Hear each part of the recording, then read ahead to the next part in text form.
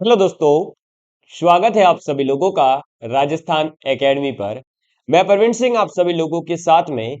जैसा कि आप सभी लोग जानते हैं, कंटिन्यूअसली एलडीसी एग्जाम के लिए साइंस की क्लासेस यानी विज्ञान विषय की क्लासेस को लेकर के आ रहा हूं।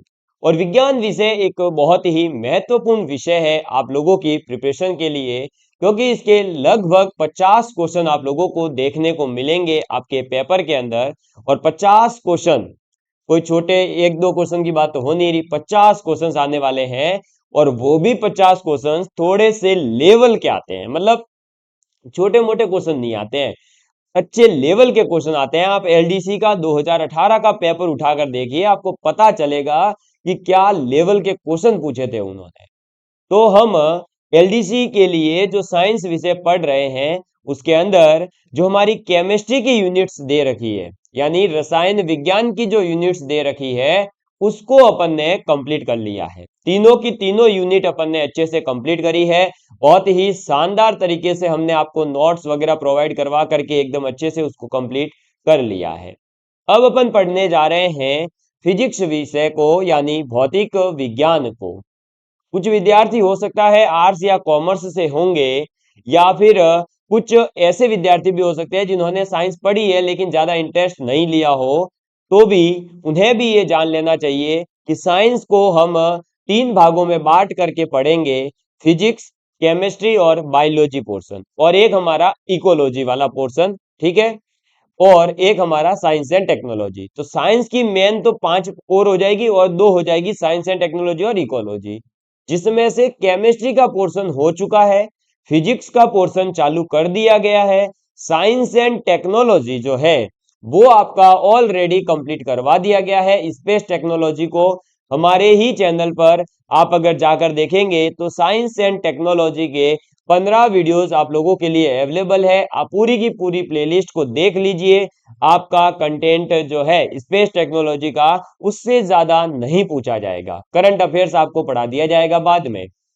तो आपका जो है प्रॉपर तरीके से क्या कंप्लीट है, तो आपका स्पेस टेक्नोलॉजी कंप्लीट है, यानी साइंस एंड टेक्नोलॉजी वाला पोर्शन। केमिस्ट्री कंप्लीट है, और अब हम फिजिक्स स्टार्ट कर चुके हैं। फिजिक्स के अंदर लाइट टॉपिक यानी प्रकाश जो है उसको अपन ने शुरू किया है। आज अपनी क्लास नंबर है 52 नंबर की क्लास है। इससे पहले जो है आप लोगों के लिए 51 क्लासेस ली जा चुकी है, आपने अच्छे से देख ली होगी, नोट्स बना लिए होंगे। मैं प्रवीण सिंह आप लोगों के साथ में जो पढ़ाने वाला हूं आप लोगों को, तो मैं LDC, lab assistant, PTET, IIT JEE mains, RRB ALP जैसे कुछ एग्जाम्स में सिलेक्टेड हूं, और इसीलिए आप लोगों को पढ़ाने का प्रयास कर रहा हूं। ठीक है। चलिए, कल लास्ट क्लास के अंदर हमने परावर्तन के प्रकार पढ़ लिए थे। एक था हमारा विसरित परावर्तन, और एक था हमारा नियमित परावर्तन, रेगुलर रिफ्लेक्शन और डिफ्रैक्शन वाला परावर्तन, जिसमें आपका एकदम से फैलाव हो जाता है अलग अलग दिशाओं में, उसे विसरित परावर्तन कहते हैं। ठीक। चलिए, अब आप सभी लोग आगे नोट्स लिखेंगे। परावर्तन के नियम किसकी बात करेंगे? परावर्तन के नियम की बात करेंगे। क्लियर? तो हेडिंग डालिएगा, परावर्तन के नियम, लॉ ऑफ रिफ्लेक्शन की अपन बात करेंगे। किसकी बात करेंगे? लॉ ऑफ रिफ्लेक्शन की अपन बात करेंगे। लॉ ऑफ रिफ्लेक्शन यानी प्रकाश का परावर्तन नियम कहते क्या है?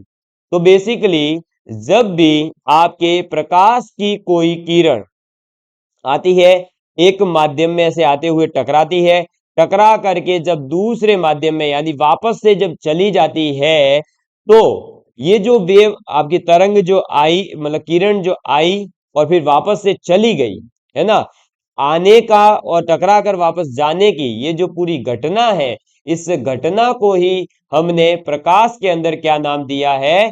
परावर्तन की घटना नाम दिया है। ठीक है। चलिए, तो इसकी डेफिनेशन लिख लेंगे कि ये होता क्या है। तो लिखिएगा, जब प्रकाश जब प्रकाश की कोई कोई किरण, कोई किरण एक माध्यम एक माध्यम से या एक माध्यम में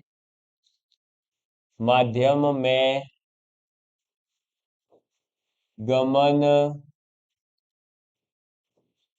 करती हुई, एक माध्यम में गमन करती हुई दूसरे माध्यम दूसरे माध्यम के पृष्ठ से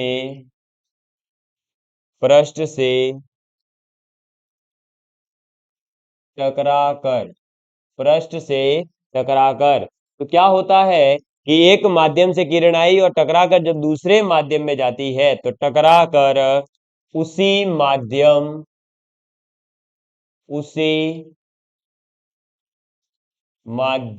यानी सेम माध्यम में एक निश्चित दूसरे माध्यम के पृष्ठ से टकराकर उसी माध्यम में एक निश्चित यानी कि डेफिनेट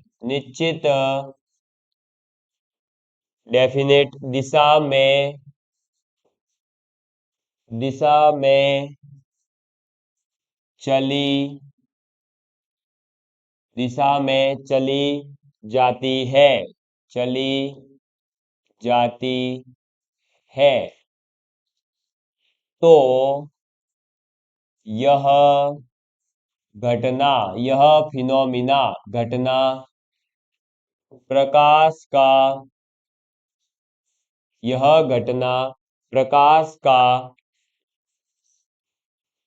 परावर्तन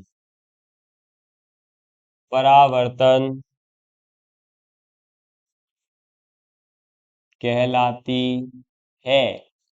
ठीक है, यह जो घटना है, यह जो फिनोमिना है, इसी को हम क्या कहेंगे? प्रकाश का परावर्तन कहेंगे। क्लियर?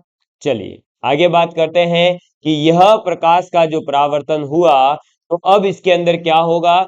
तो इसके अंदर बेसिकली मान लीजिए मैं यहां पर ये एक पृष्ठ बना देता हूं। ठीक है, ये इस टाइप से एक पृष्ठ बना देता हूं मैं, जहां पर अलग अलग प्रकार की वेव्स आएगी और टकराएगी। क्लियर?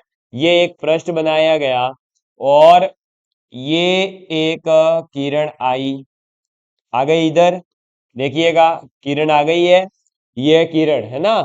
अरे किरण मतलब वो लड़की नहीं भैया, ये किरण यानी ये रेज आ रही है ना, और आकर के ये टकरा करके ऐसे चली गई। ये आने वाली किरण है और ये जाने वाली किरण है। तो ये किरण आ गई और ये चली गई। अब इन दोनों के परपेंडिकुलर हम एक मतलब लंबवत एक ऐसे लाइन खींचते हैं। ठीक है, जो लंबवत होगी, क्या होगी? लंबवत होगी। ये जो आने वाली किरण है इसको कहते हैं आपतित किरण। क्या कहते हैं?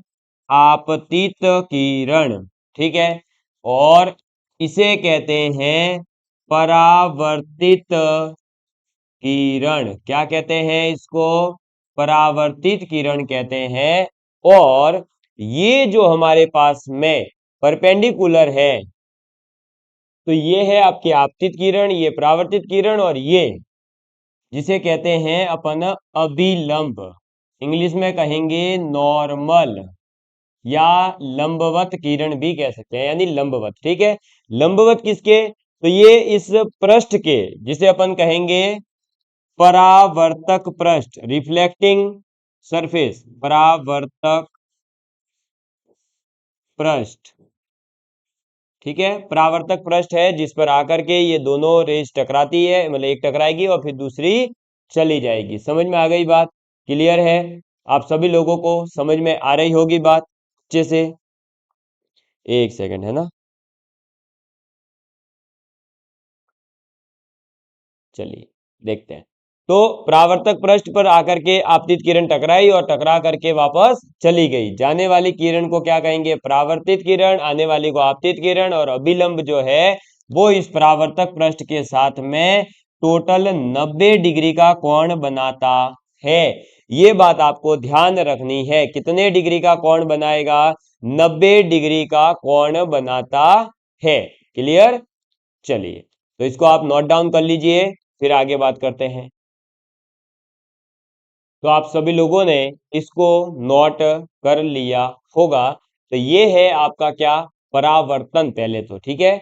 अभी आगे अपन परावर्तन के नियम को समझेंगे, लेकिन उसके लिए ये डायग्राम हमें अच्छे से पता होना चाहिए, तो इसलिए मैंने आपको ये बनवा दिया है। ये है आपकी आपतित किरण, ये है परावर्तित किरण, ये है अभिलंब, ठीक है। तीनों नाम याद रखना। अभिलंब जो है परावर्तक पृष्ठ, ये नीचे वाली जो पृष्ठ है जिसे कहते हैं रिफ्लेक्टिंग सरफेस, उसके साथ में 90 डिग्री का कोण बनाता है। क्लियर?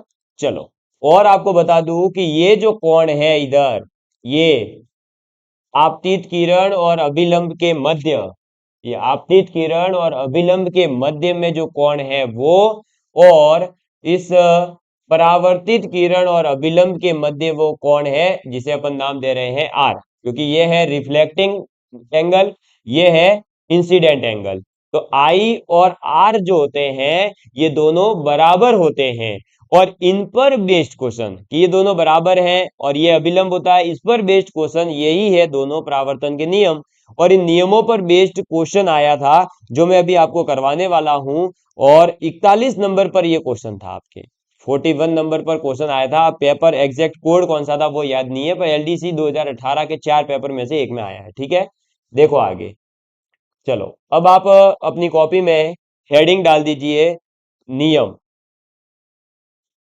क्या हेडिंग डालेंगे? नियम।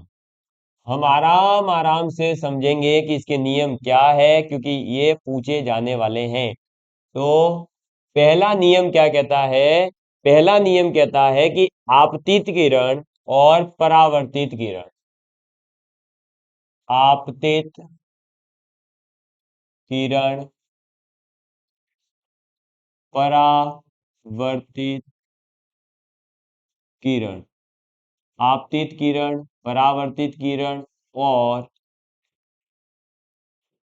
अभिलंब,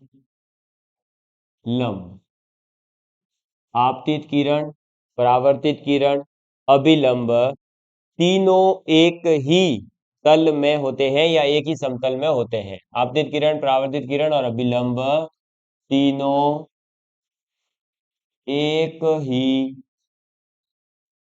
समतल में होते हैं। समतल मतलब एक ही प्लेन पर होते हैं, ठीक है। समतल, एक ही समतल में होते हैं।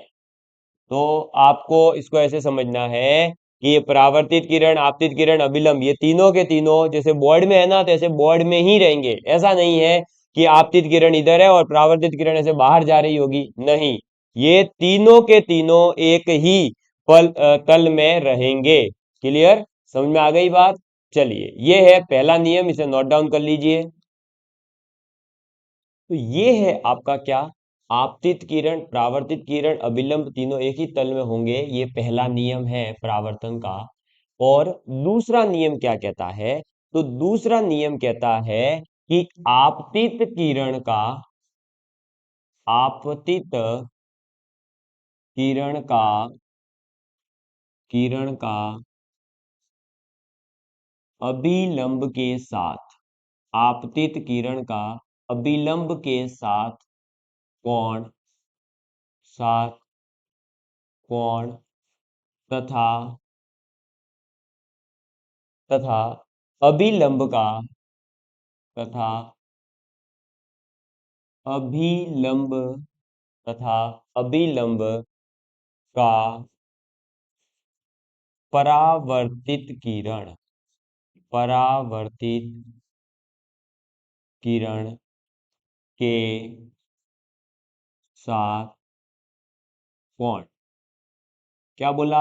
आपतित किरण का अभिलंब के साथ कोण और परावर्तित किरण का अभिलंब के साथ कोण बराबर होता है, बराबर होता है। समझ में आ गई बात?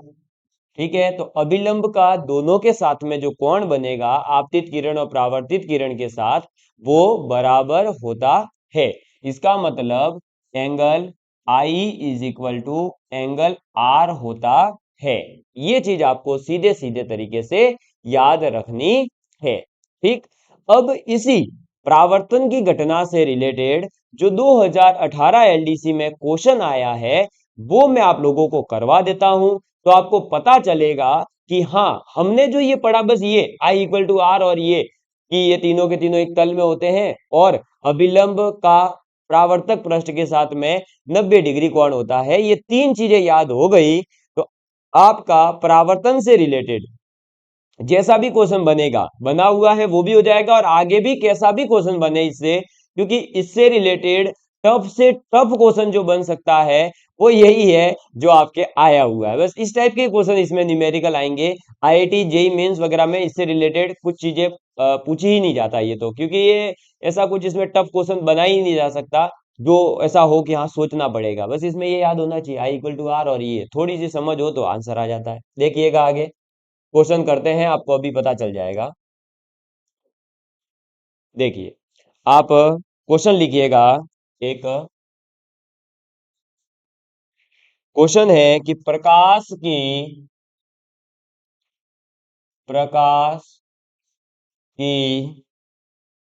एक किरण प्रकाश की एक किरण परावर्ती परावर्ती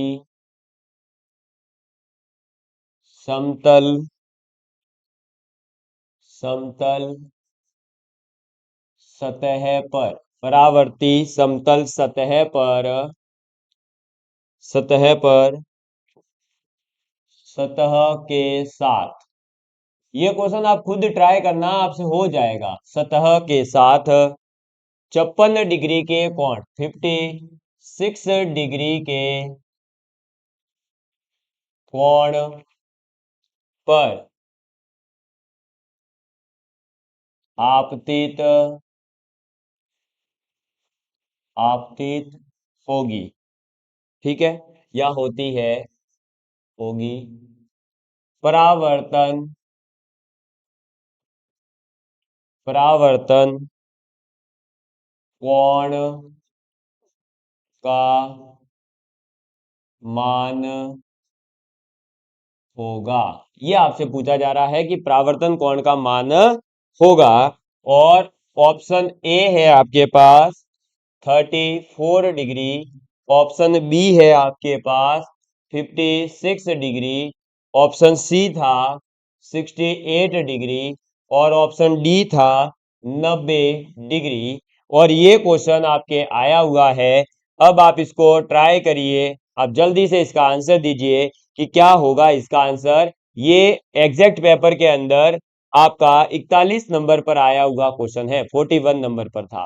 प्रकाश की एक किरण जो परावर्तित समतल परवर्ती या परावर्ती समतल सतह पर सतह के साथ 56 डिग्री का कोण आपतित होता है। ठीक है, परावर्तन कोण का मान होगा, ये आपसे पूछा जा रहा है। क्लियर? देखिए इस क्वेश्चन को कैसे सॉल्व करेंगे और कैसे सोचेंगे। सबसे पहले एक परावर्ती सतह बना दो, जिसे अपन परावर्तक पृष्ठ कह रहे थे ना, वही तो हुई परावर्ती सतह है, वो ये रही। ठीक है, अब क्या बोला, प्रकाश की एक किरण परावर्ती समतल जो कि ये रहा सतह पर सतह के साथ 56 डिग्री के कोण पर आपतित होती है। तो आपतित होती है मतलब ये रही आपतित होने वाली किरण, और ये रही परावर्तित होने वाली किरण। ये कौन सी है, आपतित। ठीक है, इंसिडेंट। ये परावर्तित यानी रिफ्लेक्टेड। अब ये आने वाली किरण, आपतित किरण जो है, वो इस परावर्ती सतह के साथ क्या बोला है, सतह के साथ 56 डिग्री कोण, यानी ये वाला कोण 56 डिग्री है। ये कितना है, 56 डिग्री है कोण। ठीक है, ये मत सोच लेना कि आपतित कोण बोल दिया तो आप हमेशा ही बस ऐसे लंब बना दिया और लंब के साथ वाला कोण 56 डिग्री। नहीं, ये नहीं बोला कि अभिलंब के साथ, बोला है सतह के साथ 56 डिग्री है, और सतह ये है, इसके साथ में 56 डिग्री यानी इधर बनेगा। और आपको ये पता है कि अभिलंब और परावर्तक पृष्ठ का टोटल कोण होता है 90 डिग्री। कितना होता है टोटल कोण? 90 डिग्री। 90 में से ये 56 डिग्री अगर इधर आ गया, कितना आ गया? 56 डिग्री अगर इधर आ गया है, तो बचा हुआ जो कोण होगा वो ही तो कोण होगा जो अभिलंब और आपतित किरण के बीच है। तो अब माइनस कर दो। तो 90 में से जब अपन कितना माइनस करेंगे? 56 माइनस करेंगे तो 34 डिग्री आएगा। 34 डिग्री ही आएगा भाई। 4 इसको दे दो, ये कितना आ जाएगा? 60 और 30 90, 90 होना चाहिए था, वो हो गया। तो ये अगर 34 डिग्री है तो ये आपतित कोण 34 डिग्री, तो परावर्तित कोण भी कितना होगा? 34 डिग्री ही होगा। तो यहां पर ऑप्शन आपके पास में कौन सा हो जाएगा? परावर्तन कोण हो जाएगा ए, 34 डिग्री वाला। क्लियर? मुझे उम्मीद है कि आप लोग इस चीज को समझ पाए होंगे। और ये इस टाइप के न्यूमेरिकल जब आते हैं ना, तो भैया हर किसी के लिए सॉल्व करना आसान बात नहीं है। अच्छे अच्छों को ये न्यूमेरिकल्स पानी भरा देते हैं भैया। साइंस वालों की भी हालत खराब हो जाती है इसमें तो, है ना। न्यूमेरिकल्स तो होते ही नहीं है, सभी से यही सुना होगा आपने। ये देख लो। और पढ़ाता भी कोई नहीं है, क्योंकि ये लीजिए अब है ना छोटा बना दिया है अच्छे से, आप स्क्रीनशॉट ले लीजिए फटाफट। और फिर अपन आगे बढ़ते हैं। तो ये आपने सीख लिया परावर्तन के नियम, परावर्तन के नियम से संबंधित आया हुआ क्वेश्चन।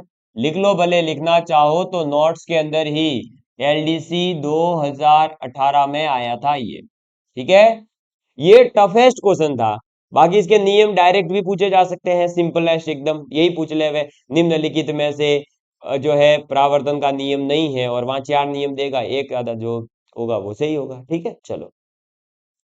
अब समतल दर्पण के अंदर प्रतिबिंब जो बनाए जाते हैं वो कैसे बनते हैं, उसके बारे में अपन बात करेंगे। किसके बारे में? समतल दर्पण के अंदर जो प्रतिबिंब बनते हैं उसके बारे में। लेकिन उसके बारे में मैं चाहूंगा कि अगली क्लास के अंदर बात करूं, ताकि आप लोगों को अच्छे से समझ में आ जाए। आज आपने जो ये परावर्तन के नियमों को समझा है, इसे आप अच्छे से रिटेन करिएगा। ज्यादा से ज्यादा लिख करके फिर इसको याद करने का प्रयास करना, समझने का प्रयास करना, और इस नियम पर बेस्ड अगर कोई क्वेश्चन मिले तो उसे करने का प्रयास करना। फिर अपन आगे समतल दर्पण में प्रतिबिंब बनेंगे ना, वहां पर इसी परावर्तन का काम आने वाला है कॉन्सेप्ट। इसीलिए मैं जो है आज की क्लास को यहीं पर छोड़ रहा हूं। धन्यवाद। जय हिंद, जय भारत।